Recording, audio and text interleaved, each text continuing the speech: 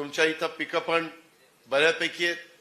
कृषी खातं आता दत्तामामा भरण्यांच्याकडे दिलेले आहेत. तेही स्वतः उत्तम शेतकरी आहेत. त्यांची शेती पण अतिशय चांगली आहे. ऊसाची शेती असेल, डाळिंबाची असेल, केळीची असेल किंवा आमच्या द्राक्षाची असेल, अशा पद्धतीनं वेगवेगळ्या प्रकारे शेती करणारा हा शेतकरी, त्यांचं संपूर्ण परिवार, संपूर्ण कुटुंब हे शेतीमध्ये काम करत असतं. मी त्यांना फार पहिल्यापासून त्यांच्या चुलते आणि त्यांच्या वडिलांच्या पासून मी त्यांना ओळखतो.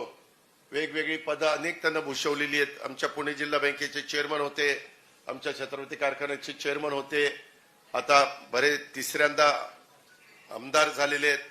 तुम्हाला आश्चर्य वाटेल, तो शेतकरी आहे, त्याचा ऊस स्वतःचा म्हणजे एकट्याचा नाही, नाहीतर पुन्हा त्याच्या मागे काहीतरी उठायचं. त्याचा भरणे परिवाराचा मोठा परिवार आहे, त्यांचा ऊस 16,000 टन जातो. 16,000 टन. त्यांची द्राक्षाची बाग 45 ते 50 एकर आहे. डाळिंबाची बाग 45 ते 50 एकर आहे. 8 देशामध्ये त्यांची द्राक्ष एक्सपोर्ट होतात. केळी पण अतिशय उत्तम आहे. तुम्ही कधी जर आला त्या भागात तर तुम्ही बघा, अतिशय उत्तम शेती करतात ही सगळी लोक. सांगायचं तात्पर्य, मोठा शेतकरी आहे, परंतु कष्टातनं पुढे आलेला आहे.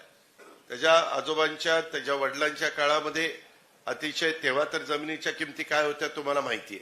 आता जमिनीच्या किमती मोठ्या प्रमाणावर वाढल्या, पण त्या काळामध्ये जमिनीला इतकी किंमत नव्हती. पण लांबनं पाणी कुठनं उजनीवरून आणलं, कुठून वेगवेगळ्या भागातनं विहिरी पाडल्या, बोर पाडले आणि प्रत्येक पाण्याच्या थेंबाचा वापर हा व्यवस्थितपणे केला, ठिबकचा वापर केला. अशा पद्धतीनं हा आडाचा शेतकरी आहे आणि त्याच्याकडे सध्या ती जबाबदारी आपण दिलेली आहे.